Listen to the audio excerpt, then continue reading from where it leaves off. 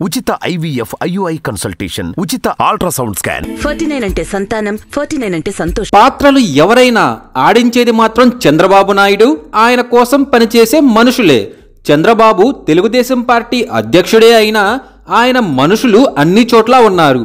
BJP, Congress, Janasena, కమ్యూనిస్టులు ఇలా ఎక్కడ ఉన్నా పనిచేసేది మాత్రం బాబు కోసమేనని స్వయంగా సీఎం జగనే అంటున్నారు.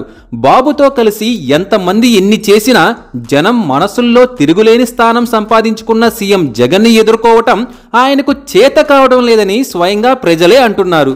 ప్రజాక్షేత్రంలో నేరుగా ఎదుర్కోవటం అసాధ్యమని భావించడంతో విష ప్రచారమే లక్ష్యంగా జగన్ పైకి సొంత కుటుంబీకులనే పంపడానికి కుట్ర పన్నారని కూడా వైఎస్ఆర్ అభిమానులు చంద్రబాబును ఓ రేంజ్లో ఏకిపారేస్తున్నారు. 40 సంవత్సరాల అనుభవం అని చెప్పుకునే చంద్రబాబుకు జగన్ దెబ్బకు దిమ్మ తిరిగింది అంటున్నారు రాజకీయ విశ్లేషకులు. చంద్రబాబుకు ఇవే చివరి ఎన్నికలు అనేది సోషల్ మీడియాలో ప్రధానంగా వినిపిస్తున్న అంశం. ఎలా అయినా జగన్ను గద్దె దించాలని పవన్తో పొత్తు పెట్టుకున్న బాబు ఇప్పుడు షర్మిలను కూడా పొత్తుకు ఆహ్వానిస్తున్నట్లు సోషల్ మీడియాలో పెద్ద ఎత్తున ఒక ప్రచారం అయితే జరుగుతుంది. బీజేపీతో కంటే షర్మిలతో పొత్తు తనకు రాజకీయంగా మేలు చేస్తుందని చంద్రబాబు ఆలోచన చేస్తున్నారట. జగన్ అనుకూల ఓట్లు చీల్చాలంటే షర్మిలను రంగంలోకి దింపాలనేది చంద్రబాబు వ్యూహమే అనేది అందరూ అంటున్న మాట.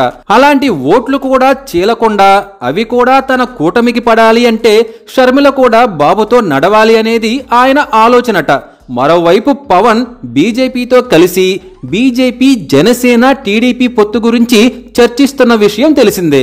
చివరికి ఎవరి పొత్తులు ఉంటాయో ఎవరి పొత్తులు పోతాయో మరికొద్ది రోజుల్లో తేలిపోతుంది అంటున్నారు రాజకీయ విశ్లేషకులు. ఫైనల్గా ఎవరెవరు జతకట్టి ఒక్క జగన్పై పోటీకి సిద్ధమవుతారో అనేది చూడాలి.